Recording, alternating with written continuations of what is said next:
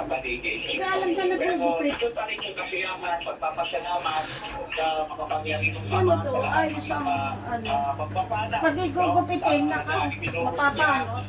Taon-taon dito sa Kingdom of Jesus Christ. Pero yun na, dahil na mayroong mga itong mga pulis na ito na imbis na wala dito, dahil hindi naman sa kanila ito, Ano yan sa iyo, anak, ang tawag dito. talaga yung kasiyahan. Pero hindi pa rin makikita.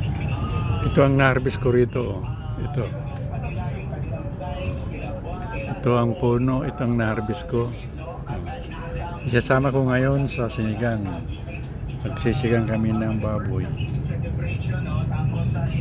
Ito mayroon pa ito. Mga 1 linggo pa. Pwede na yan. Marami na yan. Ito may bulaklak pa. Ito na ngayon ang aking na-harvest. So, yan. Isang tali na yan. Yan ang tinatawag na kapag meron kang itinanim, meron kang aanihin. Salamat sa sitaw na ibinigay mo sa pag-harvest ko ngayon. Meron pa ako dito. Yan. Marami yan, ha?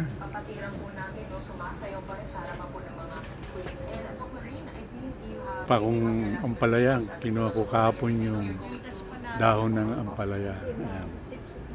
Ito naman sili. Ayan. Artemisa. Ito lagundi. Nakabuhay ako ng lagundi dito. Tingnan mo ang aking kalamansi. Marami na yan. Ay iisipin natin na magkakahiwalay tayo dito. Kahit yung polis na nasa itong aloe vera, hindi nang pitasin, hindi nang gamitin yan. Ito, mayroon pa maliliit. Kalamansi. Ito po nito, clementi, yung parang orange. Mga 1 taon pa mayroon akong dragon fruit. Ito, dragon fruit ito. 2 piraso yan. Wala, tuloy tayo magluto. Ito yung 2 maritis, oh. Ayan, oh. Oh, ayan. Magluluto tayo ng sinigang na baboy. Ito.